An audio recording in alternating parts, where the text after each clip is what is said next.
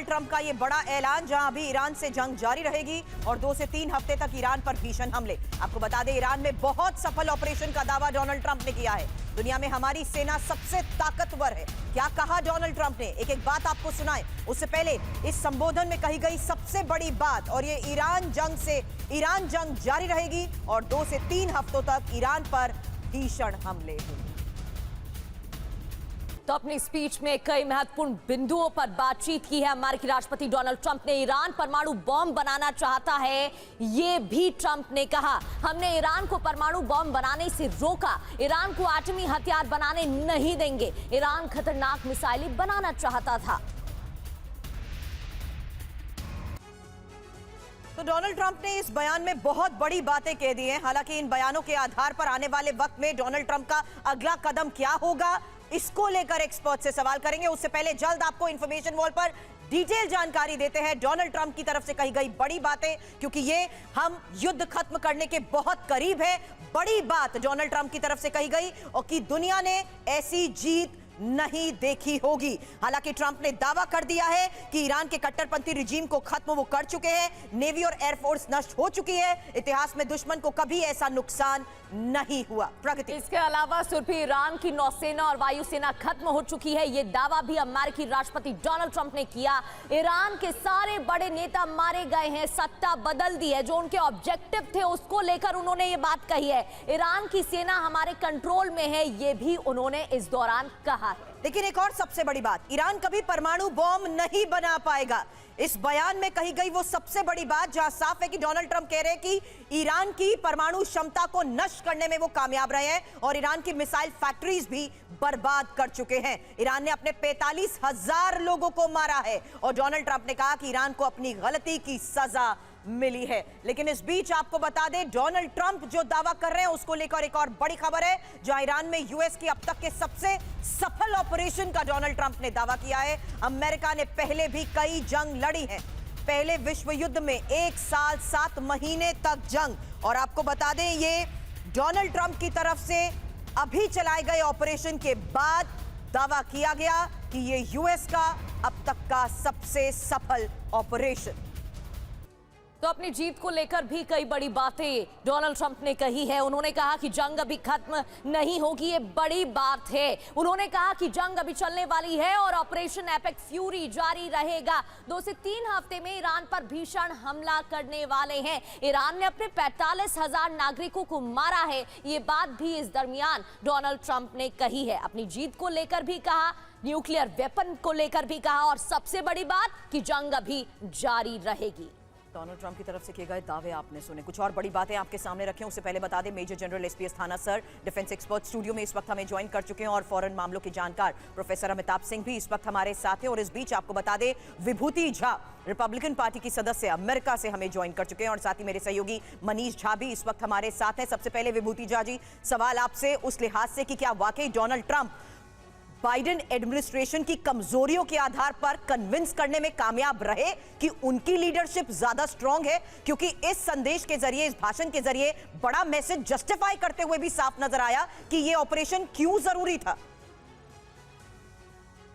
धन्यवाद मुझे यहाँ आपके शो में निमंत्रण देने के लिए। एक बात तो मैं निश्चित कहूंगा कि ट्रंप जो हैं, आप उन्हें चाहे या ना चाहे, वो जो भी कर रहे हैं वो अमेरिका की नजर से कर रहे हैं।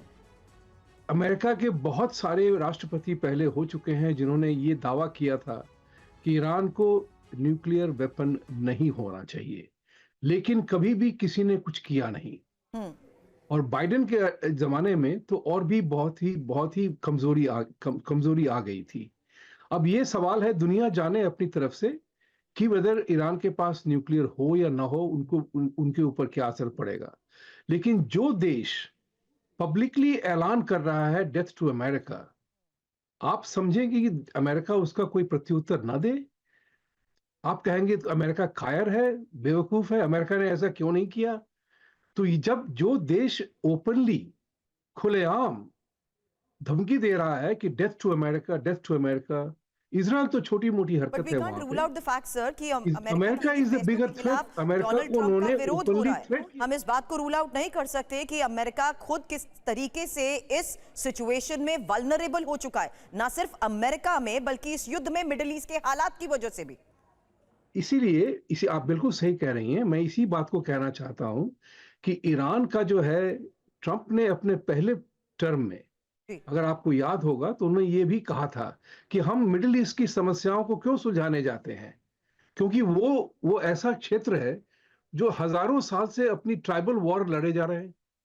हमें वो बुलाते हैं समझाने के लिए, हम उनके लिए यहाँ तेल लेने जाते हैं और हम अपनी सुरक्षा की व्यवस्था करते हैं तो कहते हैं फॉरेन एनिमी आ गया हमारे देश में। तो जरा सोचिए जरा इसमें कि गड़बड़ ये है कि विचारधारा की चर्चा है इसमें। परमाणु तो पाकिस्तान के पास भी है, इजराइल के पास भी है, भारत के पास भी है, लेकिन ये खतरा नहीं है इजराइल और भारत के लिए। तो सर क्या पाकिस्तान का जो खतरा है, पाकिस्तान के में कामयाब रहा है? Yes, it has been. It has been very successful in its objective.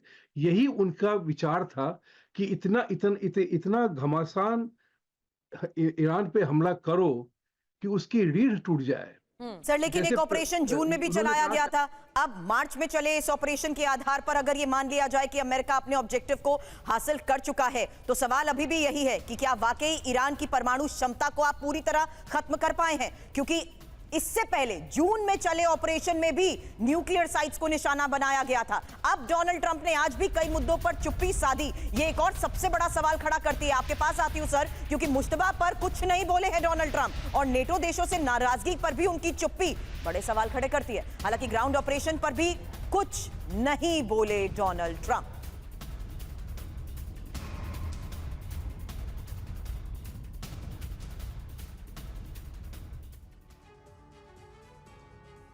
तो वो मुद्दे जिन पर चुप रहे हैं ट्रंप, उनकी भी बात कर लेते हैं। ग्राउंड ऑपरेशन पर उन्होंने कुछ नहीं कहा। ये जरूर कहा कि जंग लंबी चलने वाली है, लेकिन अब इसका नया फेज क्या ग्राउंड ऑपरेशन होगा, ये सवाल। मुस्तबा खामनेई को लेकर भी उन्होंने कोई बात नहीं की। फिर नाटो देशों से जो उनके संबंध है और जिस तरीके से फ्रांस स्पेन ने झटका दिया है, जर्मनी के बयान सामने आए, उस पर भी कुछ नहीं कहा। हालांकि बात खर द्वीप को लेकर भी और ईरान के साथ पीस प्लान को लेकर भी इंपॉर्टेंट थी, जबकि इजराइल की भूमिका, ये वो 6 इंपॉर्टेंट फैक्टर्स जिस पर डोनाल्ड ट्रंप ने चुप्पी साधी। राष्ट्रपति ट्रंप ने ईरान पर जीत का ऐलान किया और ईरान की नेवी और एयरफोर्स को तबाह करने का दावा किया। बता दें, 4 हफ्तों में ईरान पर निर्णायक जीत का डोनाल्ड ट्रंप दावा कर रहे हैं। ईरान के ज्यादातर नेता मारे गए। दुनिया का सबसे बड़ा आतंक समर्थक देश ईरान। मनीष मेरे सहयोगी हमारे साथ है। मनीष, डोनाल्ड ट्रंप को आपने सुना, क्या वास्तविक सैन्य स्थिति से उनकी ये बातें मेल खाती हैं? सवाल नेवी एयरफोर्स को नष्ट करने का, सवाल उनकी टॉप लीडरशिप के खात्मे का।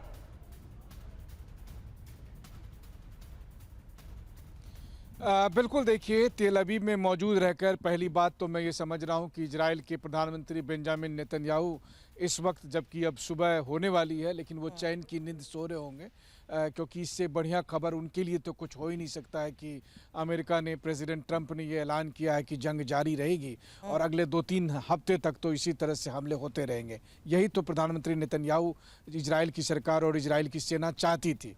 अब सवाल यह है कि क्या जो प्रेसिडेंट ट्रंप दावा कर रहे हैं, क्या व्यवहारिक तौर पर वो सारे दावे सही हैं?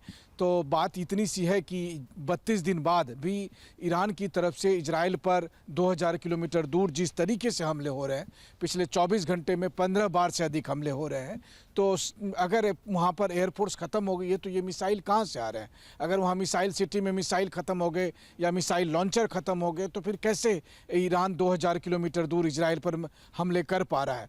इसके अलावा आप अरब देशों में भी देखें तो जिस तरह से ईरान बैलिस्टिक मिसाइल का, क्रूज मिसाइलों का इस्तेमाल कर रहा है, तो इन सब संख्या को जोड़ दीजिए तो ऐसा लगता तो है कि अभी फ़िलहाल ईरान के पास हमला करने की क्षमता में बहुत ज़्यादा कमी नहीं आई है। लेकिन हाँ, ये बात भी सही है कि ईरान की के सुप्रीम लीडर समेत एक बड़ी लीडरशिप खत्म हो गई है, लेकिन ऐसा लग रहा है कि पीछे से मुश्तबा खमनेई या दूसरे लोगों ने कमान संभाल ली है और वो काम जो ईरान कर रहा था, ईरान जिस तरह से हमला कर रहा था, वो निर्बाध जारी है। अब ऐसी स्थिति में प्रेसिडेंट ट्रंप का संबोधन मुझे लगता है कि ये बहुत हद तक केवल अपने डोमेस्टिक ऑडियंस को सेटिस्फाई करने की ही कोशिश रही है। रही बात हॉर्मुज को लेकर, तो जिस तरीके से ट्रंप पल्ला झाड़ रहे हैं कि भैया मुझे कोई मतलब नहीं है, बाकी लोग, बाकी देश समझ जाएं, तो ऐसी स्थिति में शायद अमेरिका को लेकर बाकी अलाइज को भी थोड़ा बुरा लगेगा। नाटो वाले तो कह ही रहे हैं कि यह हमारा वॉर नहीं है, यह आपका युद्ध है, आप जाकर लड़ें। बिल्कुल बिल्कुल मनीष, और जिस तरीके से बयानों में कहा गया ट्रंप की तरफ से कि हॉर्मुज से हमारा लेना देना नहीं है, साफ लग रहा है कि वो तो पीछे हट चुके हैं और उनकी तरफ से कहा गया है कि अब आप अपना देख लीजिए कि आपको कैसे यहां पर रूल आउट करना है। अस्थाना सर, जिस तरीके से डोनाल्ड ट्रंप की तरफ से कहा गया कि हमने IRGC को बर्बाद कर दिया, नेवी बर्बाद कर दी, एयरफोर्स बर्बाद कर दिया, कुछ बचा ही नहीं है। अगर कुछ बचा नहीं है तो फिर स्लो वॉर क्यों चाह रहे हैं डोनाल्ड ट्रंप? क्या इससे उनकी इमेज भी सही रहेगी कि वो पीछे नहीं हटे और स्लो वॉर भी चलता रहेगा? कहीं ये ऑब्जेक्टिव तो नहीं है? देखिए, प्रेसिडेंट डोनाल्ड ट्रंप ने जो आज बोला वो अपने डोमेस्टिक ऑडियंस के लिए बोला, ये समझाने के लिए उन्हें लग रहा था कि लोग नाराज़ हैं तेल की कीमतों से और जो भी चीज़ें वहाँ हो रही हैं इन्फ्लेशन से, इन सब चीज़ों से वो लोग नाराज़ हैं और सबको ये लग रहा है कि ये जो लड़ाई है ये थोपी गई है, तो वो अपनी तरफ से जस्टिफाई करने की कोशिश कर रहे थे और ये भी बताना चाह रहे थे कि पुरानी लड़ाइयाँ काफ़ी लंबी चली हैं, तो ये जो 4 हफ्ते चल गई है तो ये कोई बहुत बड़ी बात नहीं है। लेकिन जैसे आपने सवाल पूछा, तो मैं इस हिसाब से बताना चाहूँगा कि प्रेसिडेंट ट्रंप जो बोल रहे हैं और जो दावे उन्होंने किए, वो दावे तो पहली बात तो ये बढ़ा चढ़ा के बोल रहे हैं क्योंकि उन्होंने अपनी जनता को समझाना है। और दूसरी चीज़ ये है कि जितने भी उनके एम थे, जब भी हम देखते हैं कि क्या अचीव हुआ क्या नहीं हुआ, वो एम के तौर पे होता है। पहले कोई डाउट नहीं है, अभी वो झूठ बोल रहे हैं कि साफ उन्होंने पहले बोला था रिजीम चेंज होनी चाहिए और रिजीम चेंज उनका मेन पॉलिटिकल एम था, तो वो नहीं हुआ है क्योंकि पहले पुराने खुमैनी के बेटे अभी दूसरे खुमैनी आ गए हैं। जो रिजीम पहले थी उससे ज़्यादा कट्टर रिजीम आज की डेट में मौजूद है वहाँ पे, तो वो एक उद्देश्य पूरा नहीं हुआ। दूसरी चीज़, जहाँ तक वो दावा कर रहे हैं कि उनका सब कुछ ख़त्म हो गया है, आर्मी, नेवी, एयरफोर्स वगैरह सब कुछ ख़त्म हो गया है, तो ऐसा भी नहीं है। ईरान मार रहा है और फायर भी कर रहा है और उसने अपनी, ईरान की स्ट्रेटजी है कि अभी कन्वेंशनल वॉर जो है जितनी चलेगी उसके बाद में वो उनके पास भी सीमित एमुनिशन है, नुकसान उन्हें भी बहुत हुआ है, कोई शक नहीं है इसमें। और अब वो धीरे धीरे छोटे छोटे हमले करेंगे और इसको लंबा खींच के ले जाएंगे। बिल्कुल सर, और जैसे ही स्पीच खत्म हुई उसके बाद ही ईरान की तरफ से इजराइल में बड़े हमले किए गए हैं। मनीष लगातार अपडेट पहुंचा ही रहे हैं। एक और बड़ी खबर, ईरान पर राष्ट्रपति डोनाल्ड ट्रंप का बड़ा बयान, ईरान पर IRGC का नियंत्रण खत्म हो रहा है। ये कहा, जंग में ईरान को स्पष्ट और विनाशकारी नुकसान पहुंचा है, अमेरिका जंग में जीत रहा है, ये भी डोनाल्ड ट्रंप ने कहा। प्रोफेसर अमिताभ, क्या अमेरिका वाकई जंग में जीत रहा है? और ये सवाल इसलिए भी, क्या वाकई IRGC का कंट्रोल खत्म हो चुका है? अगर कंट्रोल खत्म हो चुका है तो ईरान अभी भी कैसे मजबूत खड़ा है? दूसरी सबसे बड़ी बात, न्यूक्लियर इंस्टॉलेशंस को तो आपने जून में भी तबाह करने का दावा किया था, तो डोनाल्ड ट्रंप कह रहे हैं वो तो परमाणु हथियार बनाना पूरी तरीके से तैयारी कर चुका था, तो फिर जून का ऑपरेशन भी फेल था क्या? देखिए, अमेरिका जीतता अगर उनके जो स्टेटेड ऑब्जेक्टिव्स थे वो क्लियरली डिफाइंड होते और वो अचीवेबल होते। उन्होंने कहा हम रिजीम चेंज करना चाहते हैं, रिजीम चेंज नहीं हुआ। दूसरा, न्यूक्लियर इंस्टॉलेशंस, वो बता रहे थे कि वहाँ बहुत सारा धूल जमा है और हम कॉन्स्टेंटली ऑब्जर्व कर रहे हैं कि वहाँ से न्यूक्लियर मटेरियल जो है वो निकाला नहीं जाए। यानी अभी भी उनके पास वो 400 किलो एनरिच यूरेनियम है जो न्यूक्लियर बॉम्ब बनाने में इस्तेमाल किया जा सकता है। वो ईरान के पास है, ईरान की टेरिटरी में है, उसको वो निकाल नहीं पाए हैं। तीसरी सबसे बात जो सबसे इंपॉर्टेंट है इस 19 मिनट की स्पीच में, वो प्रेसिडेंट ट्रंप कंफ्यूज कर रहे हैं अमेरिकी जनता को, दुनिया को, और झूठ बोल रहे हैं। वो बार बार ये झूठ बोल रहे हैं। Sorry to say, sir, if you can't convince, confuse.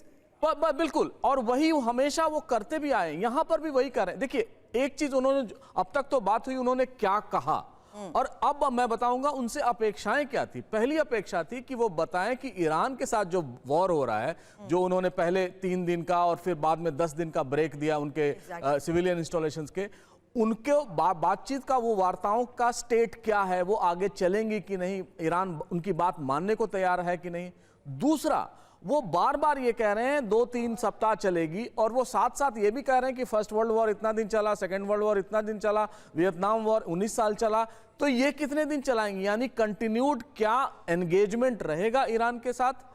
तीसरी बात, जो स्ट्रेट ऑफ हॉर्मुज उन्होंने बंद करवाया है, अब तक तो खुला था, उसको खोलने के लिए अमेरिका क्या इनिशिएटिव लेगा। वो कह देगा कि भारत, चीन, जितने भी देश हैं वो खुलवाएं, उसके लिए इससे तो बात बनेगी नहीं। यानी अब वो इशारा ये कर रहे हैं कि यूरोप हमसे अलग था, ईरान पर हमने जब अटैक किया, जितने भी देश तेल खरीद रहे हैं वो डिप्लोमेटिक इनिशिएटिव लें खुद ईरान के साथ, वो उनको एंगेज करने के लिए।